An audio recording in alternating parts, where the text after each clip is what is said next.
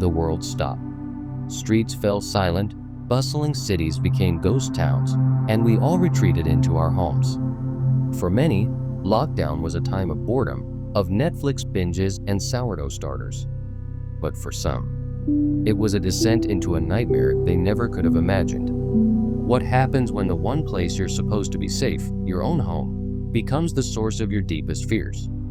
Forget the fictional monsters. The stories you are about to hear are real. They happen to ordinary people, just like you and me, who found themselves trapped in a terrifying new reality. These are 3 true lockdown horror stories. Story 1. The Watcher in the Window. Our first story comes from a woman named Sarah, who was living alone in a ground floor apartment when the lockdown was announced. Like many of us, she adapted to the new normal. She worked from home, had groceries delivered, and spent her evenings video chatting with friends and family. But a few weeks into the quarantine, she started to notice something off. It began subtly, a flicker of movement in her peripheral vision as she sat at her makeshift desk facing the window.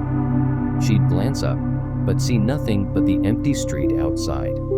She dismissed it as a trick of the light, a symptom of spending too much time indoors. But then it happened again and again. One evening, while on a video call with her sister, Sarah saw it more clearly this time. A figure, just for a second, standing across the street, partially obscured by a tree. It was too dark to make out any features, but she could tell it was a man. Her sister noticed the change in her expression and asked what was wrong. Sarah tried to laugh it off, not wanting to sound paranoid. But the paranoia was starting to feel justified. The fleeting glimpses became more frequent. Sometimes, she'd wake up in the middle of the night with the unnerving feeling that she was being watched. She started keeping her blinds closed, even during the day, but the feeling of being observed persisted. The true lockdown horror of her situation began to escalate. One night, she was jolted awake by a soft tapping sound. It was coming from her living room window. Her heart hammered against her ribs. She crept out of bed and peeked through a tiny gap in the blinds. And there, standing just feet away on her patio, was a man. His face was gaunt, his eyes wide and unblinking. He wasn't trying to break in. He was just standing there, tapping, tapping, tapping on the glass. Terrified, Sarah scrambled for her phone and dialed the police. As she whispered to the dispatcher, the tapping stopped. She risked another look. He was gone. The police arrived and found no one, but they did find a small, muddy handprint on her window. The days that followed were a blur of anxiety. Every creak of the floorboards, every rustle of leaves outside sent a jolt of fear through her. She had become a prisoner in her own home in more ways than one. The man returned 2 nights later. This time, he didn't tap. He just stood on her patio, staring at her window. Sarah didn't hesitate to call the police again. But by the time they arrived, he had vanished once more. This terrifying game of cat and mouse continued for over a week. The police were sympathetic, but told her there was little they could do unless he tried to break in. The climax of this true lockdown story came on a rainy Tuesday night. Sarah was in her kitchen when she heard a loud crash from the living room. Her first thought was that he had finally broken the window. Armed with a kitchen knife, she cautiously moved towards the living room, but the window was intact.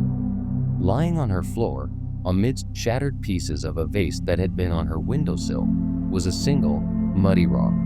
He had thrown it at her window, hard enough to knock over the vase, but not to break the glass. It was a message. That was the last straw.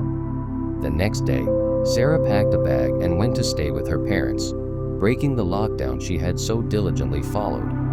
The man was never caught, and Sarah never returned to that apartment. The experience left her with a deep-seated fear and a chilling reminder that sometimes the most terrifying threats are the ones that remain just outside your door. Story 2. The Unwanted House Guest. Being alone during the lockdown was tough, but for one family, the horror came from someone they had let into their home. This story is about the Millers, a family of 4 who decided to let a family friend David, stay with them during the initial quarantine period.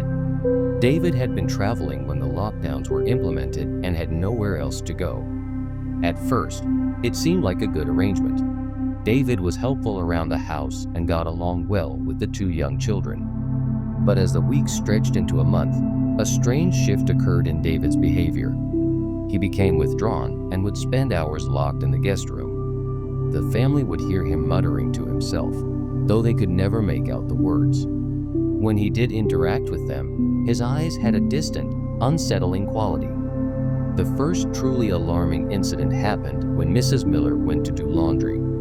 The guest room was next to the laundry room, and she could hear David's voice clearly through the thin wall.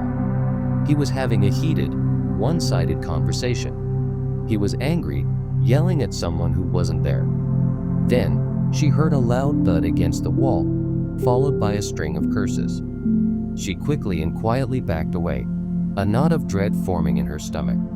The Millers tried to talk to David to ask if he was okay.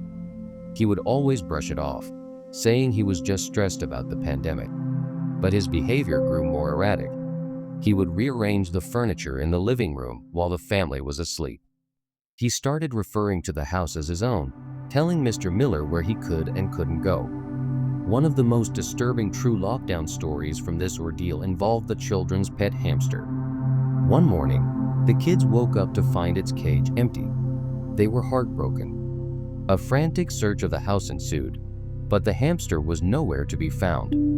Later that day, Mrs. Miller was cleaning the guest room when she found the hamster. It was in David's closet, inside a small, sealed box.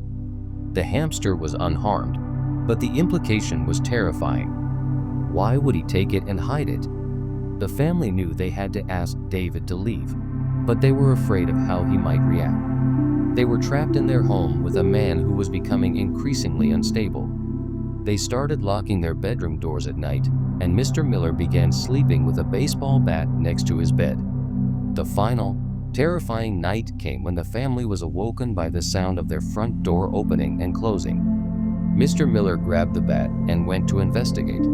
He found the front door wide open, and David was gone. Panicked, they checked on the children, who were safe in their beds.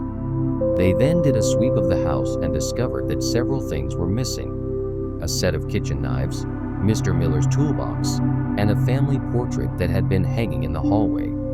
They called the police, who put out an alert for David. A few days later, he was found several states away, living in his car.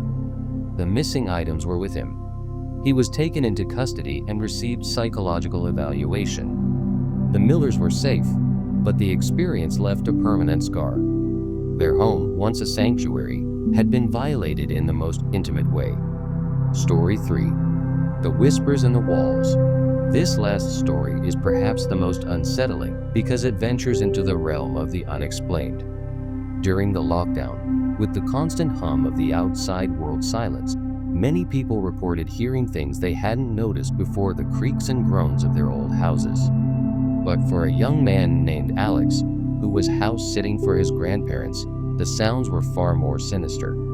His grandparents' house was old, filled with the kind of antique furniture that seems to hold a history of its own. Alex was happy to have the space to himself during the lockdown. The first few weeks were peaceful, but then he started hearing the whispers.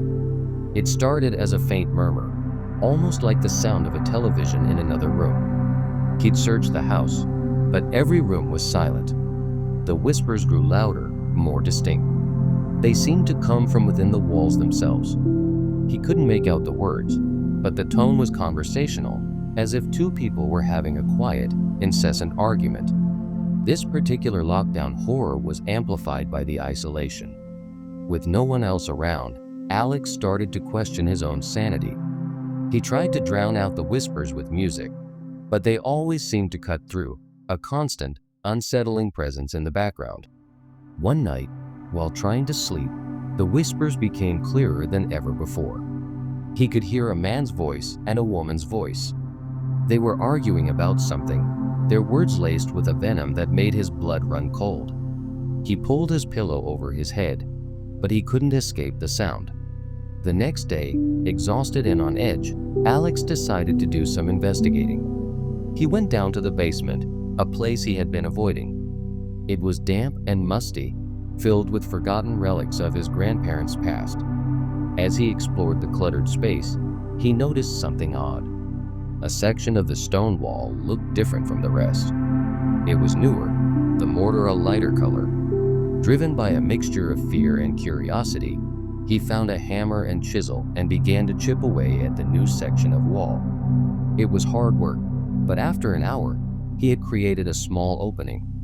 A foul, musty smell emanated from the darkness within. He shone his phone's flashlight into the hole, and what he saw made him recoil in horror. It was a small, hidden room, and inside, sitting on two dusty chairs, were two skeletons locked in a skeletal embrace. The police were called, and an investigation was launched. It was discovered that the skeletons belonged to the previous owners of the house, a married couple who had disappeared without a trace decades earlier. The cause of their death was undetermined, but the position of their bodies suggested a grim end to their final argument. The whispers stopped after the remains were removed. Alex moved out of his grandparents' house, the memory of what he found forever etched in his mind. The silence of the lockdown had uncovered a dark secret, a true lockdown story that blurs the line between a ghost story and a forgotten crime. The lockdown was a time of immense challenge and change for all of us. And for some, it became the backdrop for experiences that will haunt them for the rest of their lives. These stories are a reminder that even in the safety of our own homes, fear can find a way in. If you enjoyed these stories, please give this video a like and subscribe to the channel for more unsettling tales. Stay safe and remember to check your locks.